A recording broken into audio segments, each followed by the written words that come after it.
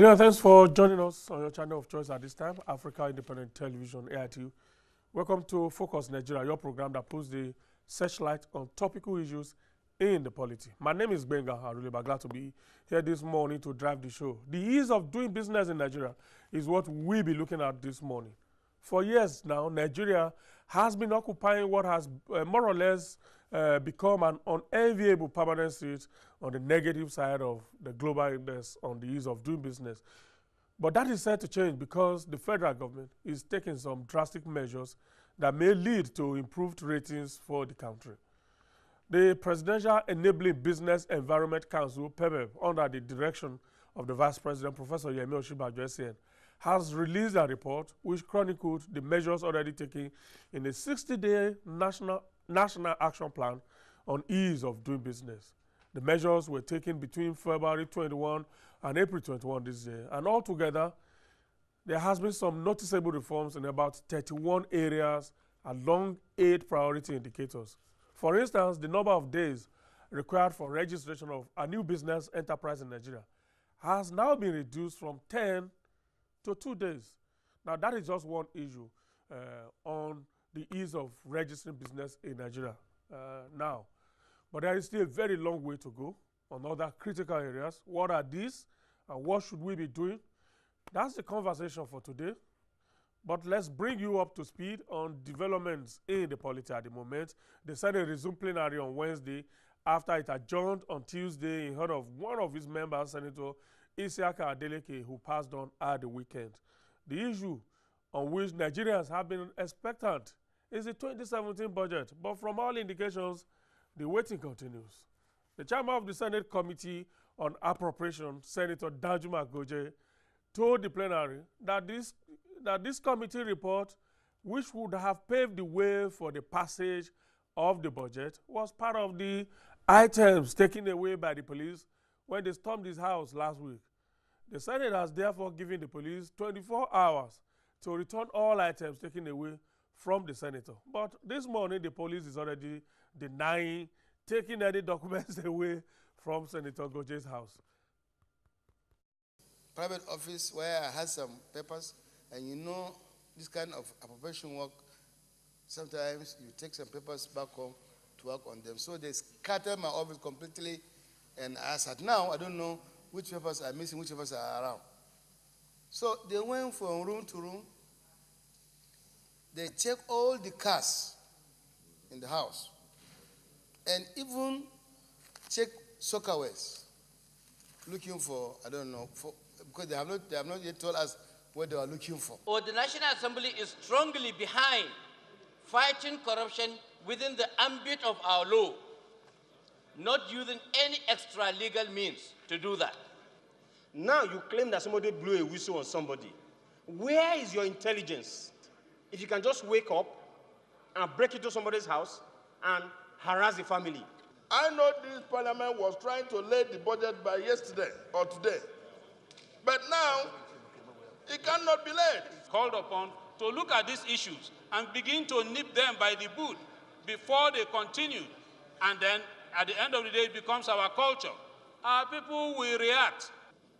It was obvious from the beginning that once they finish with the judiciary, they will come to the legislature. We need to be bold. We need to fight this fight headlong. A matter that has come out publicly like this to embarrass a senator, I think the police owe it not only to him, to the entire country, to the process of a civilized society to come up and accept responsibility. If somebody has given you wrong information, tell the public what you are doing with that person. If somebody did not give, and if it's an intelligence officer that got the house wrong, come out and tell us. For 5 days, nothing. And then these files that are still in police custody, that which Senator Goje has told us is affecting the work before us, also needs to be brought publicly and formally to him because it was taken publicly in the open glare of the public. I think the statement needs to be made on this issue.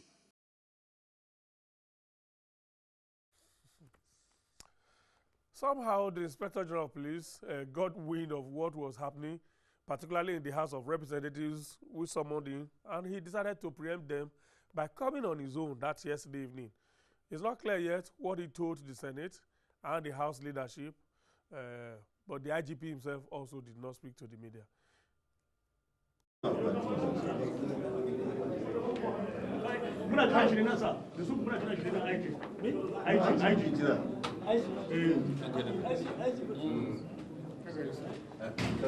Yes.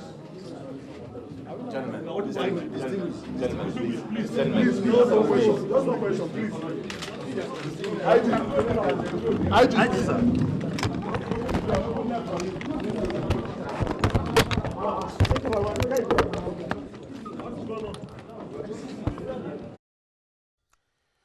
Let's move to something else. President Muhammadu Buhari has written to the National Assembly asking for dispensation to borrow a sum of 6.9 billion naira for rehabilitation projects in the Northeast. The president's request was read in both chambers by their presiding officers at yesterday's plenary.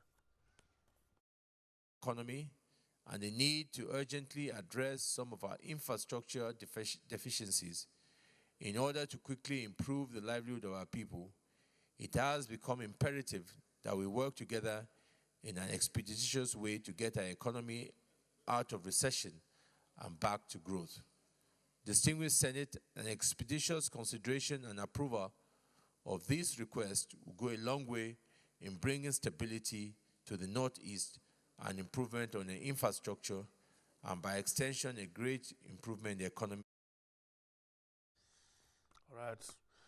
The Federal Executive Council meeting also held yesterday. Not much to report from that, well, except that the president was not in attendance.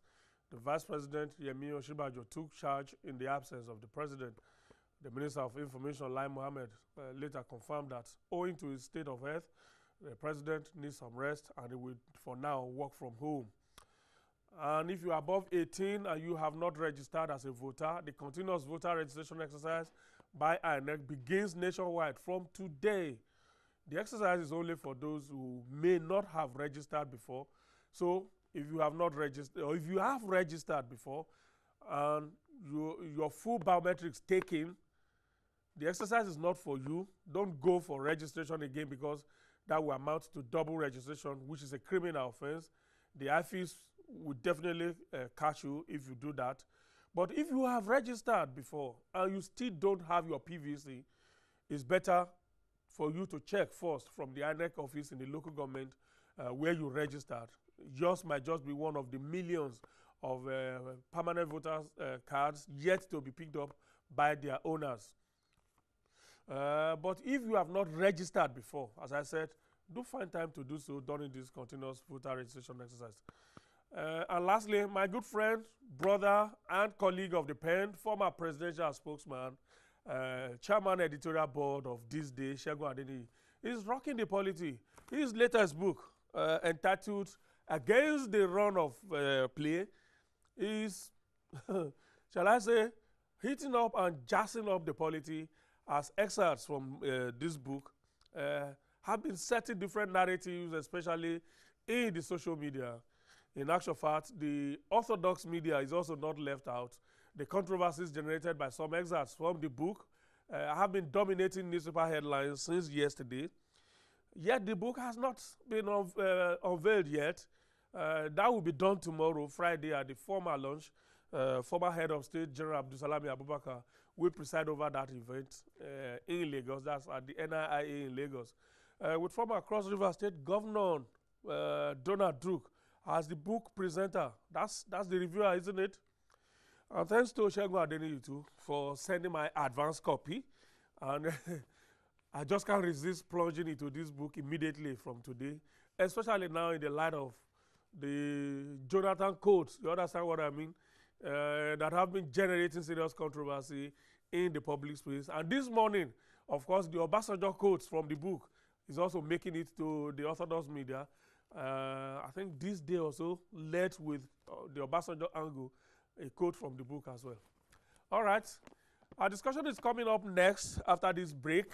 We're looking at what has happened in the last, since February and now, on easing up the ease of doing business in Nigeria.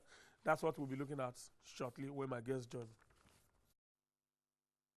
They see chaos and conflicts.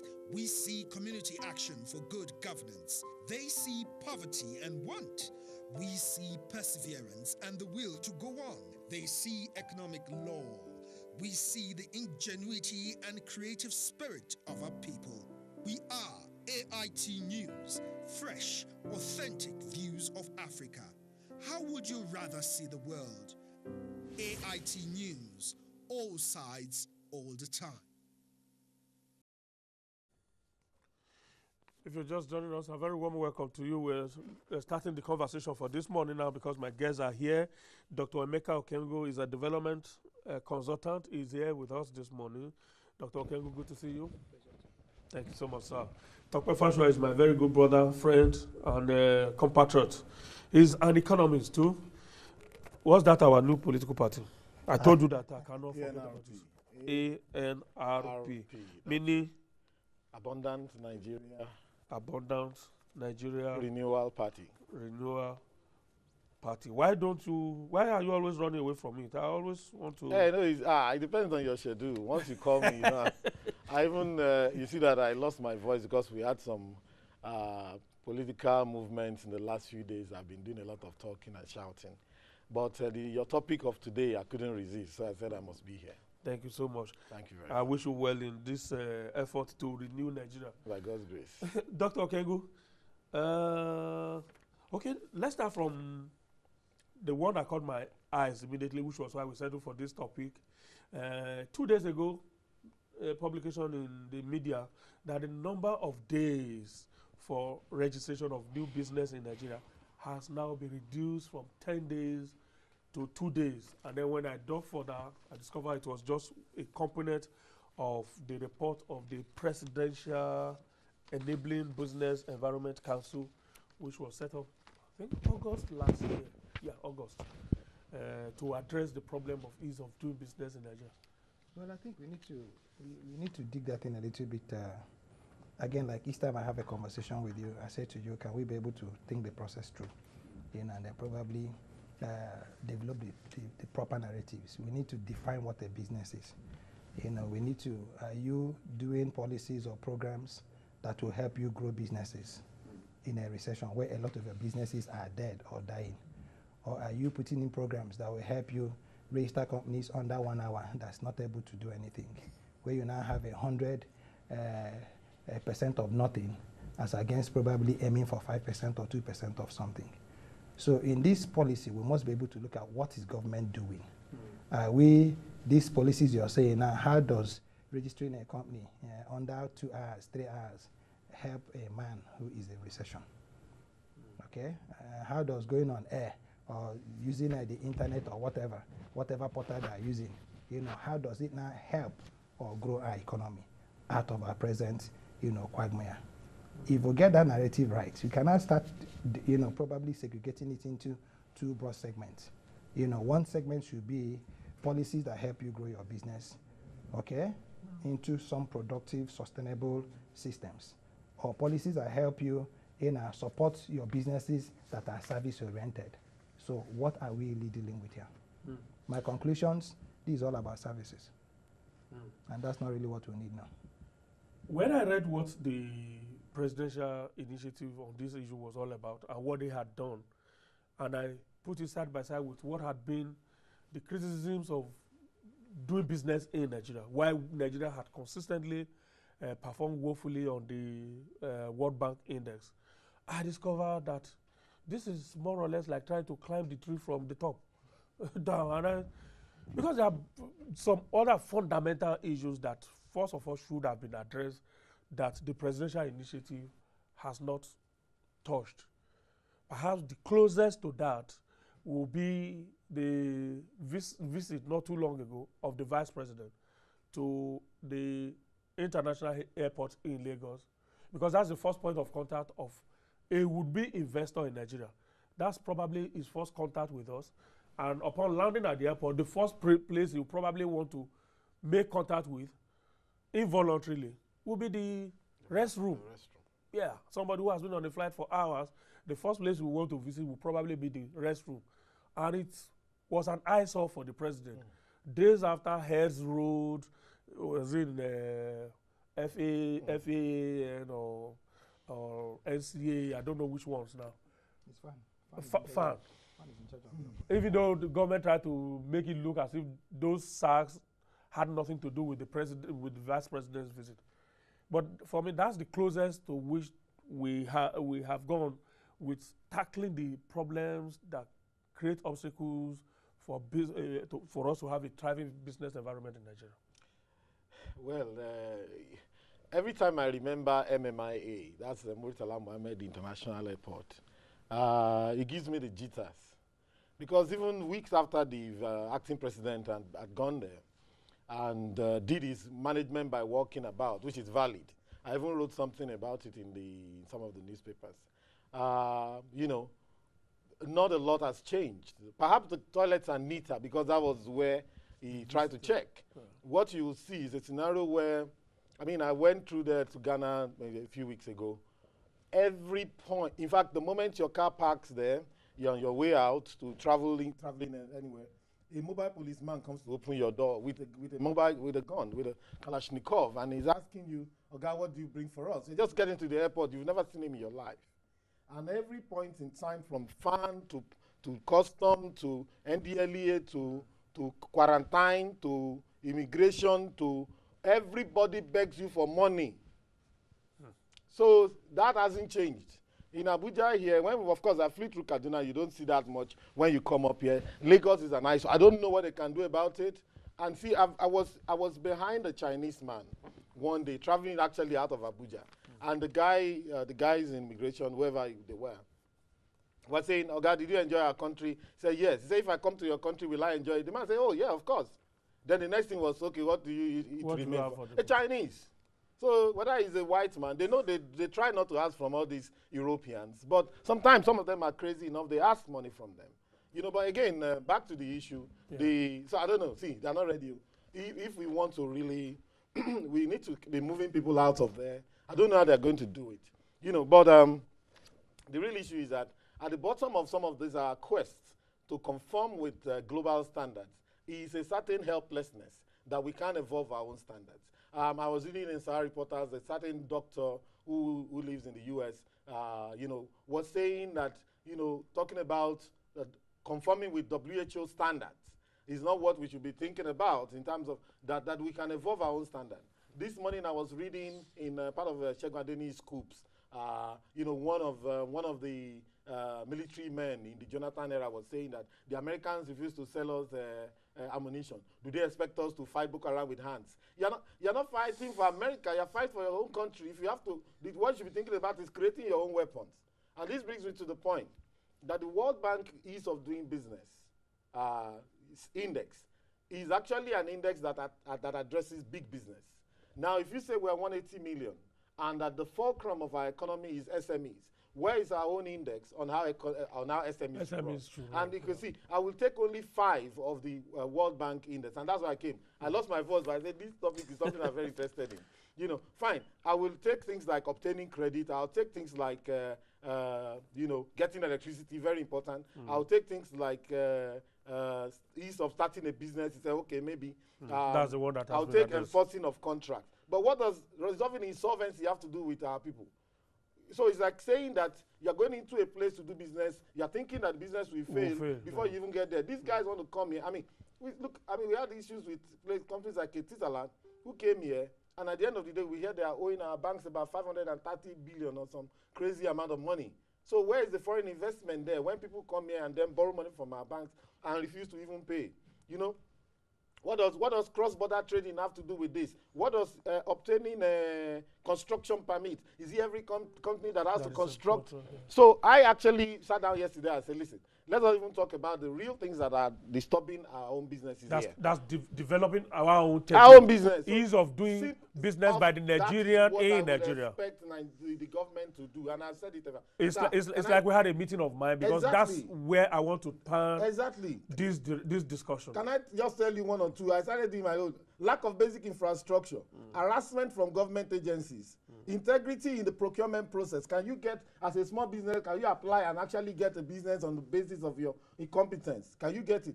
Corruption, which reduces the margin and the sustainability of businesses. They take all the money from you. Lack of vocational training in entrepreneurship. Those are the reasons. Insecurity and police harassment. Multiple taxation. Cultural pressures. Lack of effective demand. Okay. If you start, and that's an economic term, saying that at the end of the day, it doesn't matter, like Dr. Kegu said. You know, it's not a case of I just registered a business that matters. Who is buying from you? Where's the money? Let's set aside this PEBEB report then. For the purposes of making a headway this morning, let's focus on what affects the Nigerian would-be investor from investing in Nigeria. Because I've been told that there are two types of investors. The foreign one, who have their investment in their portfolio, and once there's a slightest sign of problem with your environment, they hop into the next plane and they leave you.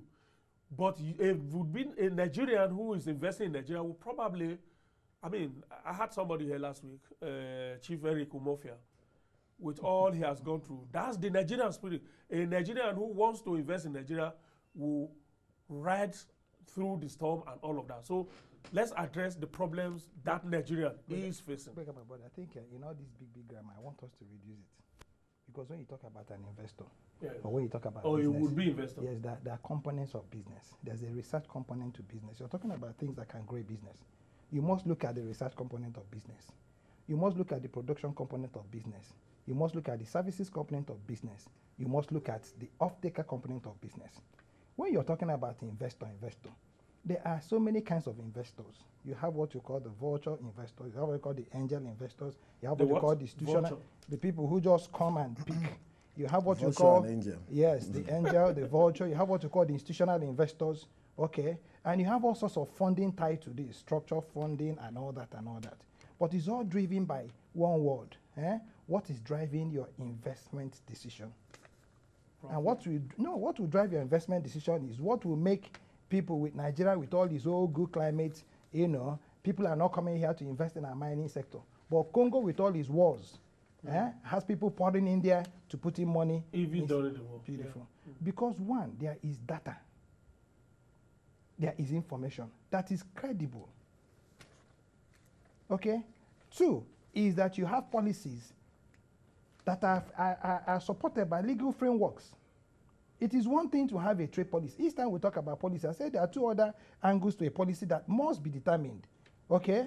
The program and the actions. This is where you have your legal frameworks. This is where you have your implementations.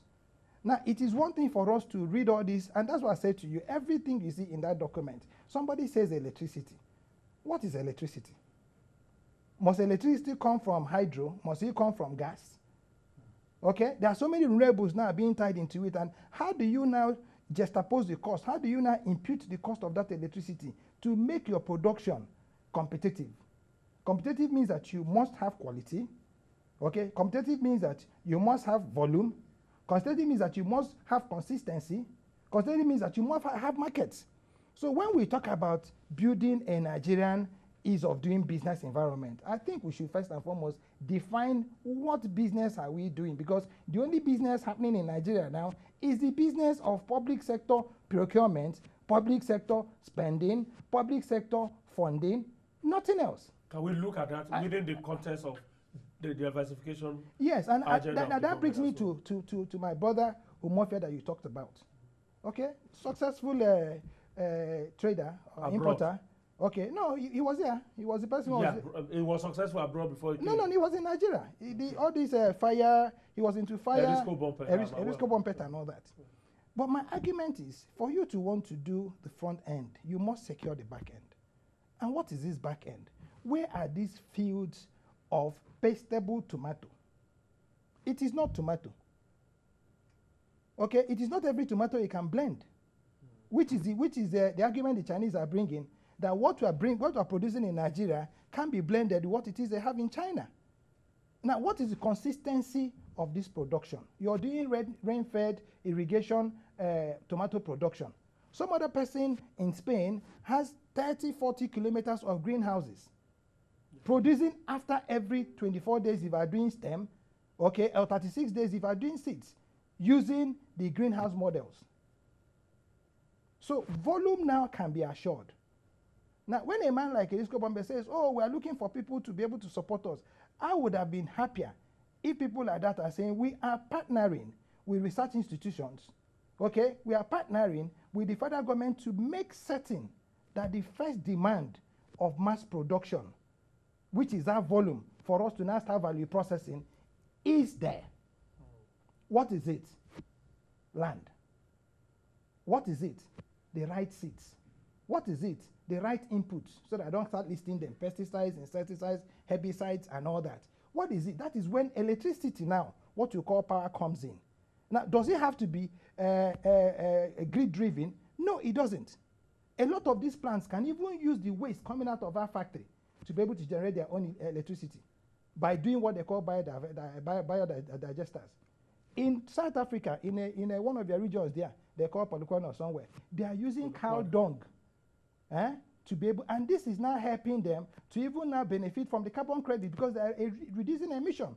So it's just not a business for generating electricity. There's another business of carbon credit and carbon marketing. So when we want to talk Nigeria, I think the beginning point, Benga, so I don't take all this. I should have said this earlier on. I'm quite excited that Tope, has also made this match into politics. We must encourage young people like this, more of the Topes, not because it is him, but more of him. Somebody who's gone around globally, who's shown a lot of frustration. He's pulled off his jacket and he's jumped into the fray. And I wish him all the best.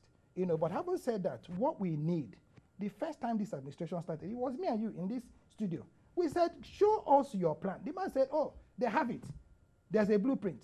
Having a blueprint is not enough. Because a blueprint is a plan. Having an implementation plan for your blueprint is where the discussion will start. In other words, from these comments, what the Presidential Council should probably be doing is to look at the Nigerian environment and evolve a different template, not probably going hook, line, and sinker with the World Bank Index. Because the World Bank Index is leading us to nowhere. Like you have raised some of the templates. They are completely irrelevant to our system.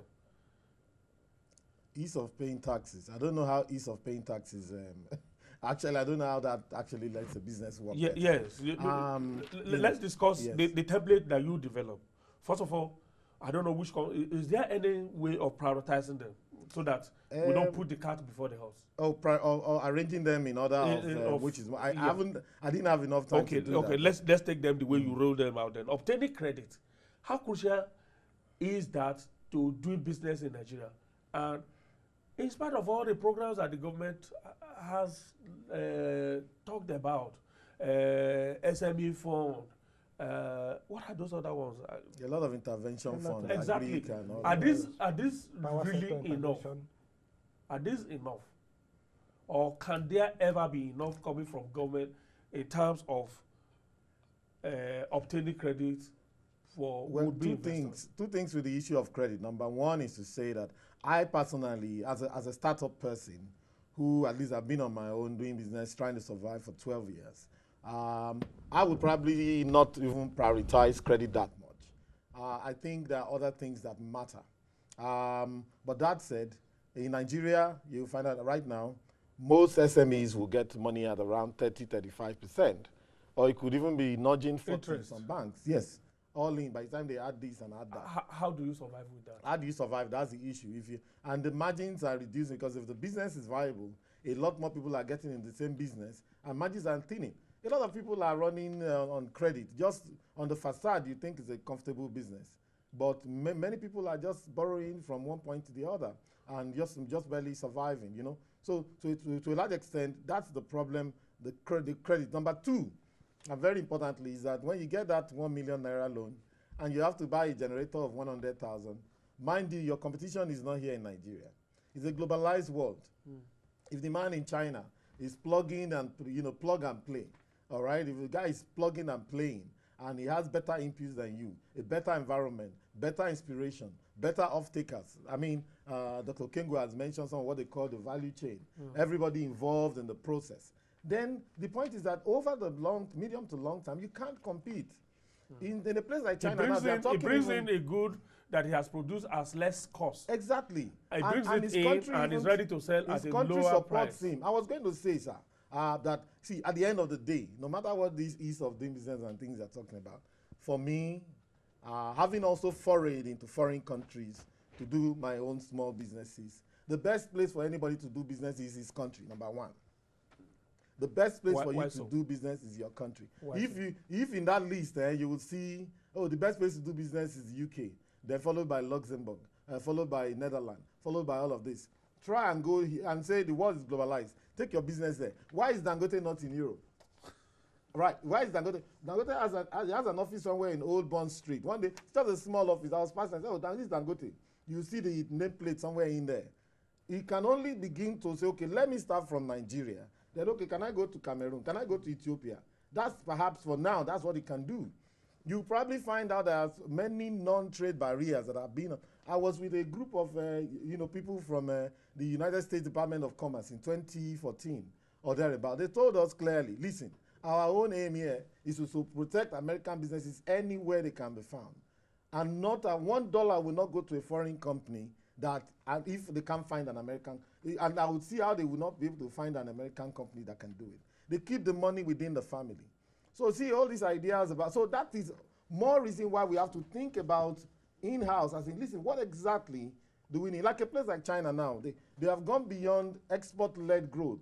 Growth is slowing down, okay? There was a global economic recession. Less of Chinese goods were being bought. Then I said, guys, we are 1.4 billion people or thereabout. Can we produce for our own use? And that's a good place to start. Now here, I got a good question, what even are we manufacturing? Or what are we even selling? Apart from guys that do business with government. Of course, there are people who are trying to start small things here, produce for local. All of these guys also face all these problems that we mentioned. When the tax man comes, not only they come with mobile policemen with guns and all of that. We know that, okay, yes, our people have been, okay, many of our people don't like to pay taxes. And they don't like to pay taxes because sometimes they see what you guys, government do with the money, you know what I mean? But that's not enough excuse. But you would see, the moment you open a company and you have a signboard, we haven't harmonized that tax structure. We could actually be talking about harmonizing it so that someone opening a business knows what, let me tell you, sir. They say Nigerians don't pay taxes. Nigerians pay taxes, though, maybe not willingly. But if you look at the number of things a business has to keep paying, we pay more than, in the UK, I did business in the UK. What do you have to do? Of course, you have to be very careful about your payee. You have to ensure they are very strict about that. You have to pay your NI for your staff, for yourself. You have to submit your returns to the company house. You have to pay your income taxes. Then one or two other things. You have to pay employee insurance. Very important. After which you can run. So whereas UK is one of the highest tax companies and countries in the world, they are paying fewer items of tax than Nigeria. In this place, you'll be paying the tax and be paying for the corruption as well. Someone can sit on your business and say, you're not doing this except you come and see him for one thing or the other. So those are the things I believe that we could actually focus on, some of those things that are peculiar to our system, rather than chasing these wild goods and say, okay, we want to be good to the World Bank. At the end of the day, the World Bank will not live in Nigeria. Nigerians will have to live in Nigeria. Dr. Okengu, we are looking at the first issue that Tokwe raised for our debate this morning. That's the ease of obtaining credit. Is it too difficult to hazard why banks in Nigeria now will prefer to give loans to companies that import? Because it's easier to import, sell, make profit, pay the banks back, than to give money to somebody like you, who first of all have to go and invest, toil day and night, to even try to break even for the first couple of years. Meanwhile, the loan, the repayment schedule has started running maybe a year after, even when the business is yet to get off the ground, not to talk of start finding its footing, start making profit, and all of that. Is there a way to break this yoke? Yes. First, again, let's put a definition to credit. Okay, there are two kinds of credit. It's very easy for you to, I come to you to say, Benga, AIT has given me a contract to supply tapes.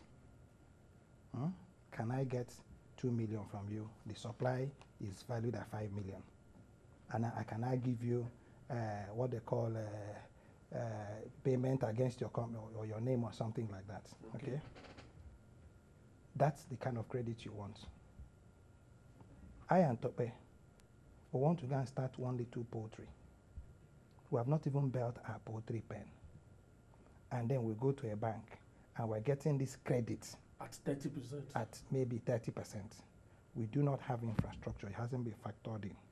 By the time we will now probably get to the 6 months we need for our beds, okay, to start laying eggs, our monies are gone. What is missing in the Nigerian business development process is what they call patient capital, or what they call development funding. Where in Israel you have what they call the Israel startups, where innovators come together, they bring in their thoughts, bring in their whatever, and then government now has a fund that it gives to you to be able to now grow your business to the point where you qualify for credit. Now, because we don't have that process in Nigeria, what they now do is they say to you, Benga, you're looking for 5 million naira. Go and get us the CFO of a house that is not in an estate land, valued at 150% of the money you're looking for. And then you're now forced to now sign an agreement on what they call a forced sale value of that your house for probably 8 million or 7 million. The bank now goes to sleep. All that documentation. Because it has already retrieved his money. No, they are waiting for you to fail. Yeah. And they know you are going to fail. That is it. You see, so when people don't understand these little issues, now, look at us now, spending or signing a contract for about 4.5 billion, dollars to go and get agricultural implements from China. Now, you're going to give that implement to an anchor. And an anchor is now going to be giving it to what they call their outgrowers. Okay? By the end of the day, the outgrower now says, because I've given you water pump, I've given you this, I'm going to be buying a basket of tomato that the man will sell farm gate at probably 4,000 at 900 naira. So because we don't have a comprehensive understanding of how this business credit works, once it is credit, it is money that is tied to a repayment program. We had, remember the equity funds that the banks put together, where banks are now being encouraged to invest in businesses. Yeah. Now, what our government should have done was to now develop a department where you had sharp young men like bright economists. Okay, you guys give me your thoughts. It sounds a little bit crazy. Can we knock A from B to C to this, to this, to this? Okay, this qualifies for innovation funding. Okay, can we be able to now get a set of young people who can now fit into this? We give you that patient capital or development funding to get you to a point where the moment your business now qualifies for what they call debt financing. At this beginning, you're talking about equity financing. Yeah. The moment you now get into debt financing, you can be certain that all your numbers have been crossed. That way. Because at that time, you are ready to run and make profits. And it is, I think, apart from Nigeria, I don't know, Ghana is not even doing this anymore. What I'm telling you is called cash flow or cash flow based financing. So it is now based on your cash flow, okay, that you now get loans. As against this collateral based financing, which is where your credit comes in. So one, central bank has a policy of saying don't lend anybody who's not able to secure this credit, against X amount of, money. The banks have very limited understanding of what you're talking about. What they do is to hire young men and young women who come and look at you as if their world has come to an end. Oh, we have what do they call it now? A limit. We'll have this. We'll have this. It is a young man or a young girl is given a limit of target of 300 million to raise. So they are chasing customers left, right, and center. You sit down with that person. I got a visit from one of these banks, and this was supposed to be very senior officers. Okay, can we be able to talk about the agri-system? You're looking, they gave you this information that I am into, agriculture, and I have a potential for exporting. Now, can we start from where my challenges are? Can we be able to grow my business together? And the guy, they were looking at me as if I fell out of a ceiling. I was talking nonsense.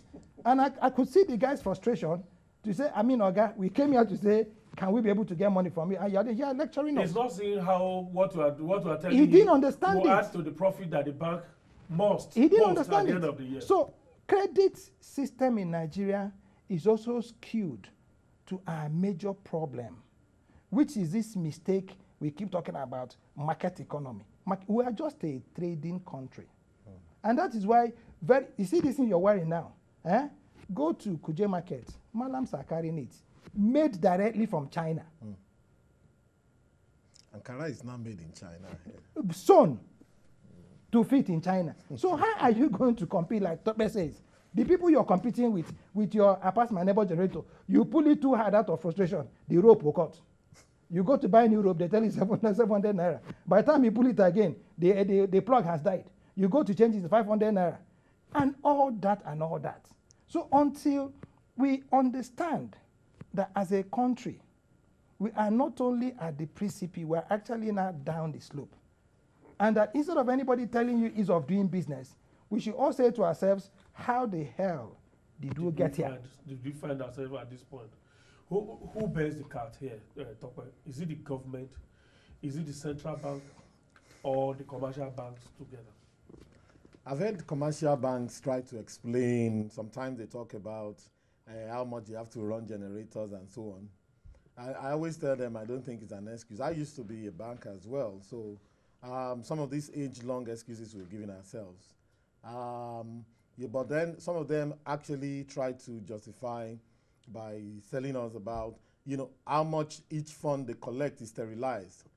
You have to pay, you have to have your CRR, cash reserve ratio, liquidity ratio, and all of that. Meaning that every 100 naira, maybe you can only play with 60 naira out of it, which is valid. Sometimes we try to make representations to central bank and say, guys, why don't you let these people play with more of this money, given also that they can't even get public sector money anymore, which is wonderful. I like that idea, because before a lot of public sector money was flowing. But at the base of all of this, between the commercial banks and the central bank, and the government as a whole, is this fiscal irresponsibility.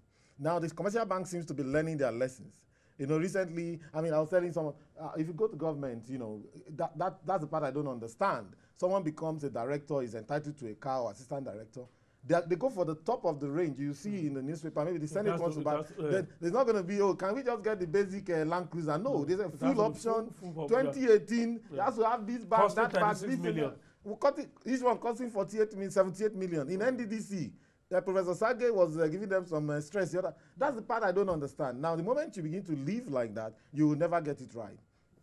The banks have slowed down a bit because of the harsh realities. No more public sector money to play with and all of that. So who gets the blame? Who gets the blame? I would actually give more of the blame to government. Because again, remember, sir, this issue of who credit. bears the card, I'm not actually talking of blame. Okay. I'm talking of who has the responsibility to take the bold initiative of cracking this nut. Now, there are two nuts we are talking about. Cracking the credit nut, right? That is a business decision for the banks to do. Yeah. But there are different kinds of credits as well.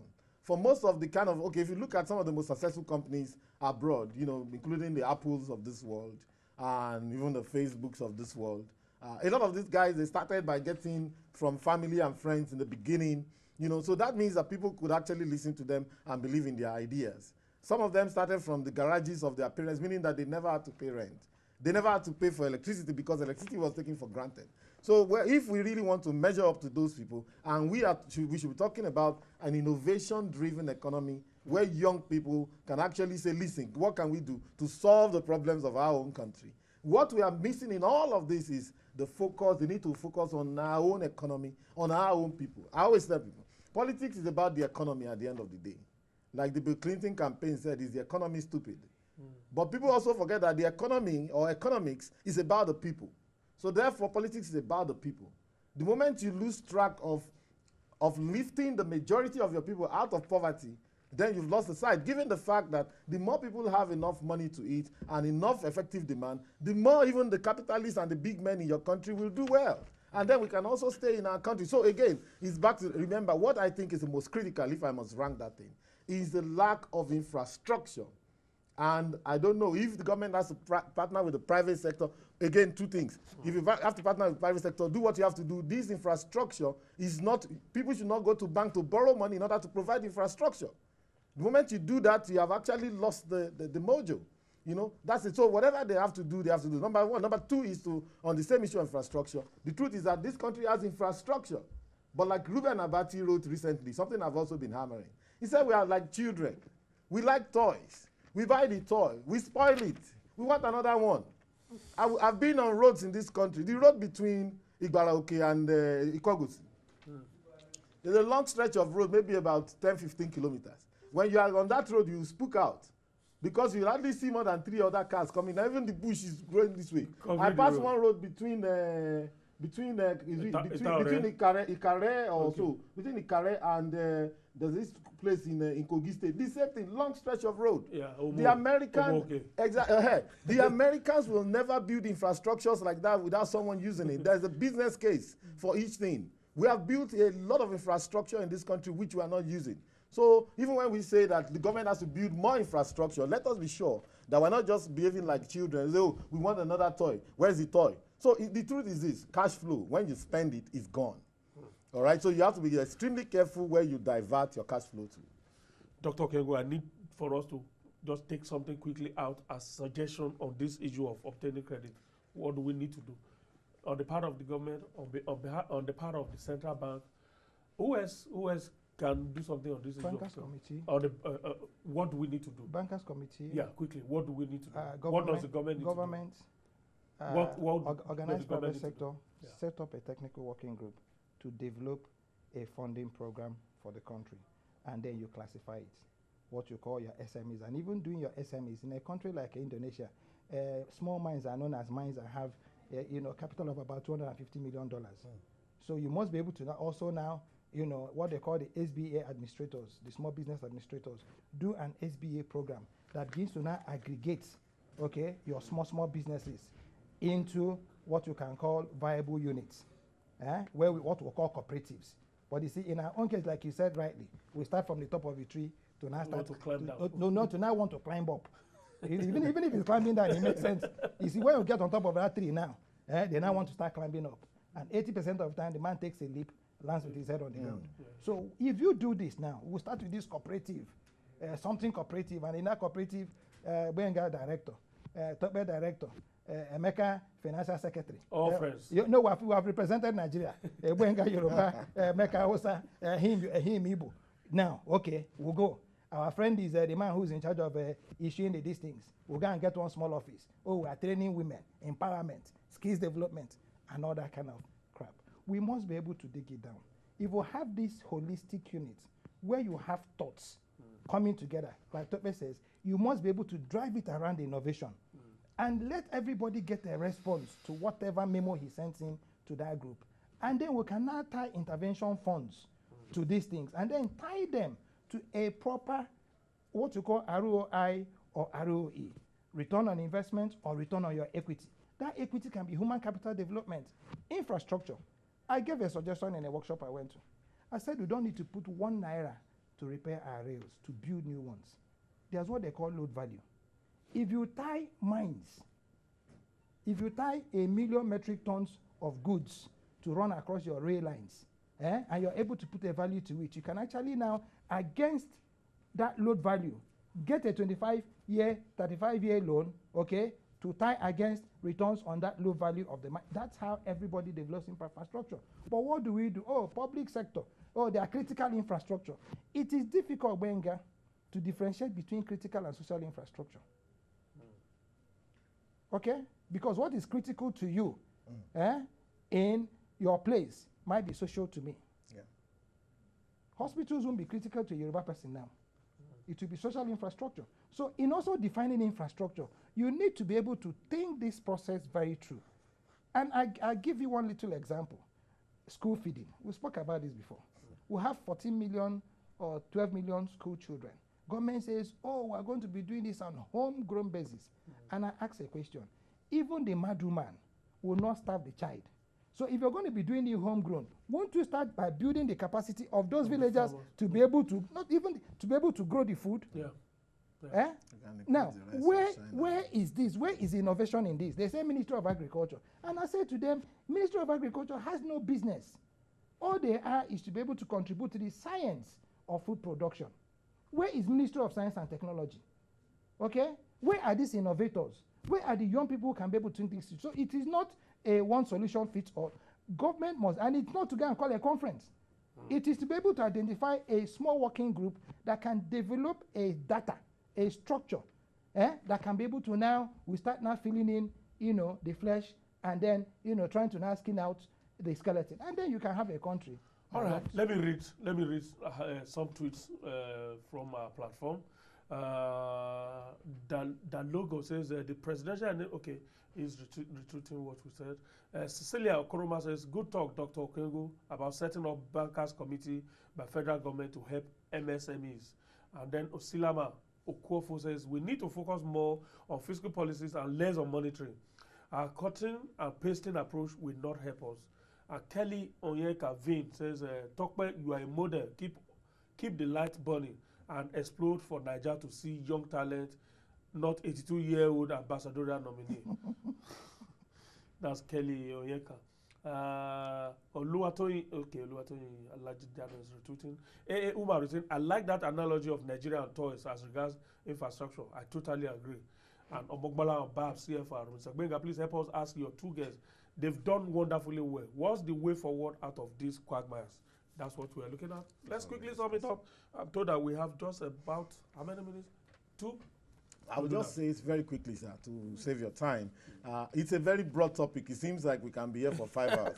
We have only taken this issue of credit. Even yes. so, even the issue of infrastructure. Exactly. It's just to just flag it. Exactly. But I'll just say very quickly in the issue of credit that if we want to look at who can spur this thing to be done properly, credit is a market. And sometimes in the market, someone gets in the market and crowds out other people. So what I probably would say, just as they've done in the case of this dollar, right? Yeah. I've been telling people that when the dollar went to 520, it's simply because of one thing. Right now, CBN is intervening for people you want to travel, that's valid. You want to pay your school fees, even if you're a big man or small man, whatever, or you're even studying online, all of these are valid. And so they said now that even we want to ensure that that is part of the market. You cannot exclude some people out of the market and expect the market to show you the true value of prices. And in this same instance, in credit, the government probably has to then look at some of these so-called foreign investors who come here and put the country under a lot of pressure. Like, for example, Leti Salat. And so many of them, we should, we don't want to hear that stuff about, you say you're a big company, you have supposedly brought in so much money, and before we know it, all our banks are groaning under the weight. And of course, a lot more supervision in the banks as well to ensure they do the right thing. Dr. King, for me, there are 3 institutions I think government must strengthen. One is the Sovereign Wealth Fund.